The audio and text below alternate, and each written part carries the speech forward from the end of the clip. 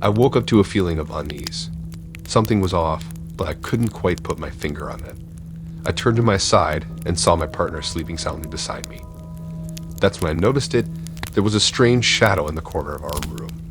At first, I tried to dismiss it as just a trick of the light, but as I stared at it longer, I began to feel a sense of dread wash over me. The shadow was not like any other I had seen before. It was darker than the rest of the room, almost like a void. It seemed to be in the shape of a person, but the edges were indistinct and flickering.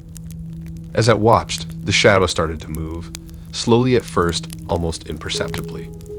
But then it began to stretch and elongate, reaching towards me with tendrils that seemed to be made of pure darkness. I tried to scream to wake my partner, but no sound would escape my lips. I was frozen in terror, unable to move or even breathe. The shadow continued to grow, filling the room with an otherworldly darkness. I could feel it seeping into me, suffocating me. I closed my eyes, hoping that it was all just a nightmare, but when I opened them again, the shadow was still there, closer than before. It was as if it was feeding on my fear, growing stronger with each passing moment. Suddenly, the shadow stopped moving and began to solidify.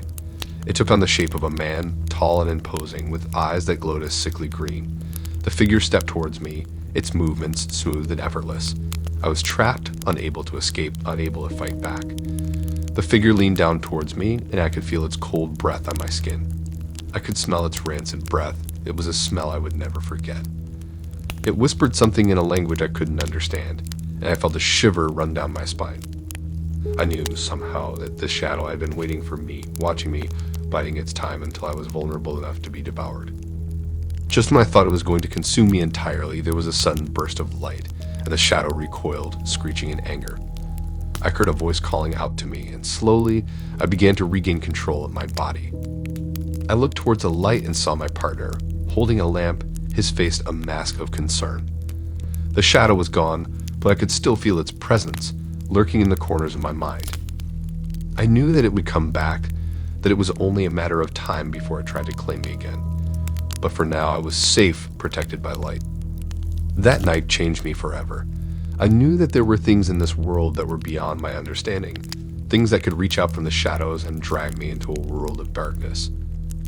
I knew that I would never be able to look at a shadow in the same way again, that I would always be looking over my shoulder, waiting for the next attack.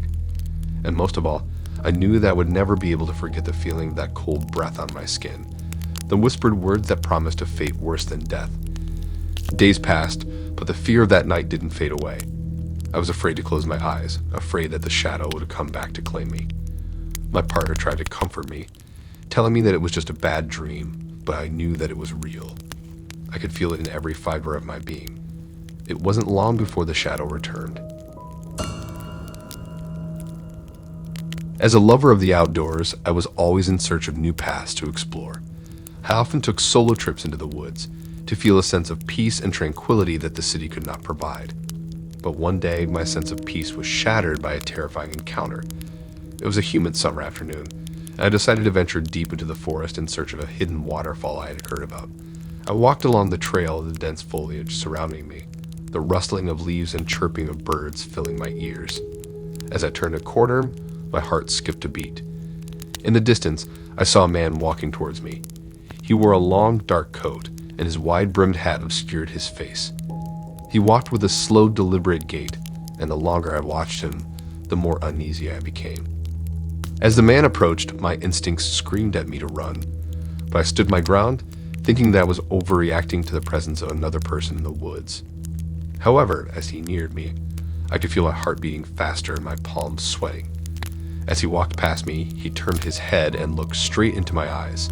I couldn't see his face, but I could feel his cold stare penetrating my soul. It was as if he was trying to read my thoughts to gauge whether I was a threat. I continued on the trail, the sense of unease growing stronger with each step. I heard a rustling in the bushes and turned around, but the man was gone. A shiver ran down my spine, but I brushed it off as my imagination playing tricks on me. As I continued down the path, I noticed that the woods grew quieter, as if the very air was holding its breath. The trees seemed to lean towards me, their branches reaching out as if to grab me. Suddenly, I heard the sound of footsteps behind me. I turned around, but there was no one there. My mind was playing tricks on me, or so I thought. I picked up my pace, trying to put some distance between me and whatever was out there, but the footsteps grew louder, closer, until they were right behind me. I turned around and saw the man standing in front of me, his face still hidden. I tried to run, but my legs felt heavy as if they were made of lead. The man grabbed me by the shoulder, and I felt his icy touch. My heart was pounding in my chest, and I could barely breathe. The next thing I knew, I woke up in my tent, the sun streaming through the canvas walls. I had no recollection of what happened after the man grabbed me. When I returned home, I discovered that a hiker had been found dead in the woods. His body was badly mutilated, and the authorities suspected that it was the work of a serial killer who had been on the loose for years. As I researched the killer, I realized that he had always worn a long coat and a wide-brimmed hat, just like the man I had seen in the woods. It was then that I realized that I had come face to face with the ghost of a killer. From that day on, I was plagued by strange nightmares and visions. I would wake up in the middle of the night, drenched in sweat, feeling as if the killer's ghost was hovering over me. I would see him in the woods, lurking in the shadows, always watching me. I tried to put the experience behind me, but it haunted me for years. Even now, I cannot shake the feeling that the killer's ghost is still out there, waiting for his next victim. I awoke to a loud and unsettling knock that seemed to be coming from the attic. It was 3 a.m., and I had heard this same knock every night for the past week.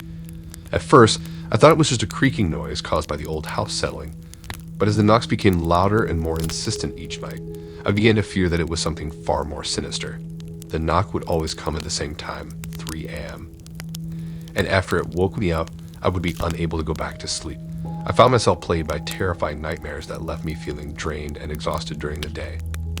I tried to ignore it, but it had become impossible to do so. It was as if something or someone was desperately trying to get my attention. My mind was consumed with the sound of that incessant knocking, and I knew that I had to find out what was causing it. With shaking hands, I climbed up to the attic, my heart pounding in my chest. As I made my way through the cobweb-filled space, I could feel my fear mounting. I searched high and low, but I found nothing that could explain the noise. That night, the knocking was louder than ever before. It echoed through the entire house, and I was certain that it was going to drive me insane. I lay in bed, frozen with fear, unable to move or even scream. Suddenly, I heard a voice whispering in my ear, "I've been waiting for you." I opened my eyes to see a shadowy figure looming over me. It was the same one from my nightmares and had come to claim me. I tried to scream, but my voice was stuck in my throat. I felt like I was drowning, as if the very air had turned to water.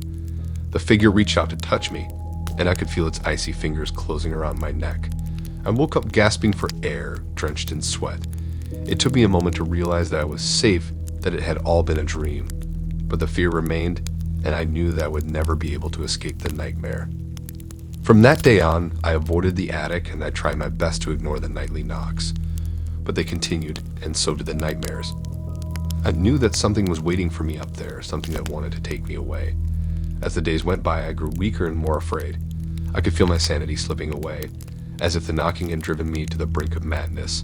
I was trapped in my own home, unable to escape the terror that lay waiting for me in the attic. And then one day, the knocking stopped. I breathed a sigh of relief, thinking that I was finally free of the nightmare. But as I lay in bed that night, I heard a whisper in my ear, "I'm still here." I knew then that I would never be free of the horror that haunted me. The knocking may have stopped, but the nightmare would never end. I was trapped in a cycle of fear and despair, unable to break free. The house itself seemed to be alive, its walls pulsing with an ominous energy that seemed to emanate from the attic. Every night, as the moon rose and the clock struck 3, I could feel the weight of that energy pressing down on me, threatening to crush me under its terrible weight. I began to have disturbing hallucinations during the day. I would see things moving in the corners of my vision and hear strange whispers that no one else could hear. I knew that I was losing my grip on reality and that the only way to escape was to leave the house. But no matter how hard I tried, I couldn't bring myself to leave. The house had become a part of me and I couldn't imagine life without it. I was trapped, unable to escape the clutches of the terror that had consumed me. As I settled into my new home, I couldn't help but feel a sense of unease. The house was old with creaking floorboards and drafty windows.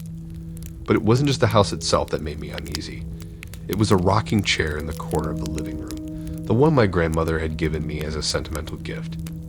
The rocking chair was beautiful, with a hand-carved wooden frame and soft, plush cushions. It had been my grandmother's favorite chair, and she had spent countless hours in it, knitting and reading. She had told me that she wanted me to have it after she passed away, and I had been touched by her sentimentality. But now, as I watch it rock back and forth on its own, I couldn't help but feel a sense of foreboding.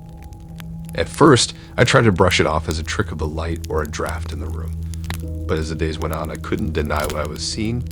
The chair was moving on its own, and not just a gentle sway either. It was rocking back and forth with a force that seemed to defy explanation. I tried to rationalize it, telling myself that it was just my imagination. But every time I walked past the chair, I could feel a chill run down my spine. It was as if the chair was calling out to me, drawing me closer with its eerie movement. One night, I decided to confront the chair. I stood in front of it, staring into its empty seat. I whispered to it, and I remember very clearly I said, "Grandma, is that you?" For a moment, there was no response, and I started to think that I was just being foolish. But then the chair began to rock even harder, as if in response to my question. I felt a shiver run down my spine. Was it really possible that my grandmother's ghost was haunting this chair? I didn't know what to do. Part of me wanted to run away to never set foot in this house again. But another part of me felt a strange connection to the chair, as it was a tangible reminder of my grandmother's love. Over the next few weeks, the chair continued to rock on its own. I tried to ignore it, going about my daily life as if everything was normal. But every time I saw the chair moving, I couldn't help but feel a sense of dread. As time went on, the rocking chair became an obsession for me. I found myself spending more and more time in the living room, watching it as it moved back and forth. It was as if the chair had become a portal to another world, one where my grandmother's spirit still lingered. A few days later, it suddenly stopped, and I am still unsure of what it was. Could it have been my grandma's spirit or something else? Or maybe I was just going crazy. The chair still sits in the living room to this day, and I never sit on it. Thanks for listening in. If you like these stories and want to hear more, then please subscribe and like and support this new channel. We have more stories for you to listen to.